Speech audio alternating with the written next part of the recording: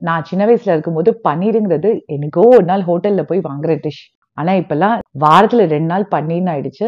உடனே சாப்பிடறதுக்கு லஞ்ச் பாக்ஸுக்குன்னு எப்படி சாப்பிட்டாலும் ட்ரை ஆகாம டேஸ்டியான பன்னீர் புர்ஜி பண்றதுக்கு 3/4 கப் கெட்டி தயிரை திப்பி இல்லாதபடி நல்லா மிக்ஸ் பண்ணிட்டு 1 teaspoon garam masala, 1 teaspoon Kashmiri chilli powder, 1/2 teaspoon சீரகத்தூள், 1 டீஸ்பூன் தனியாத்தூள், 1 டீஸ்பூன் உப்பு, 1 டீஸ்பூன் பாவ் பஜ்ஜி மசாலா நல்லா மிக்ஸ் பண்ணி விட்டுக்கோங்க.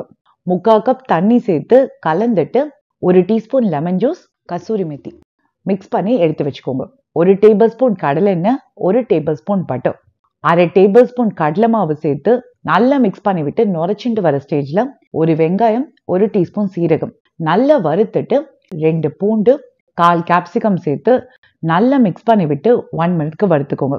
ஒரு பெரிய தக்காளி சேர்த்து தக்காளி மசியிற ஸ்டேஜ்ல ரெடி பண்ணி வச்சிருக்கிற தயிர், 1/2 கப் தண்ணி கொதி வந்தோடனே மூடி வச்சு 6 நிமிஷத்துக்கு குக் பண்ணிக்கோங்க. 1 kg துருவின பன்னீர் இதுல சேர்த்து நல்லா கலந்து விட்டுட்டு 1/4 கப் பால் சேர்த்து மூடி வச்சு 2 மினிட்ஸ்க்கு குக் பண்ணிக்கோங்க. இப்போ ஆஃப் பண்ணிடுங்க. 1 டேபிள் ஸ்பூன் ஹெவி கிரீம், தாராளமா கொத்தமல்லி, 1 பச்சை மிளகாய் மிக்ஸ் பண்ணி விட்டு பிரெட், சப்பாத்தி, ரைஸ்னு எப்படி சாப்பிட்டாலும் சூப்பரா இருக்கும். ட்ரை பண்ணி பாருங்க.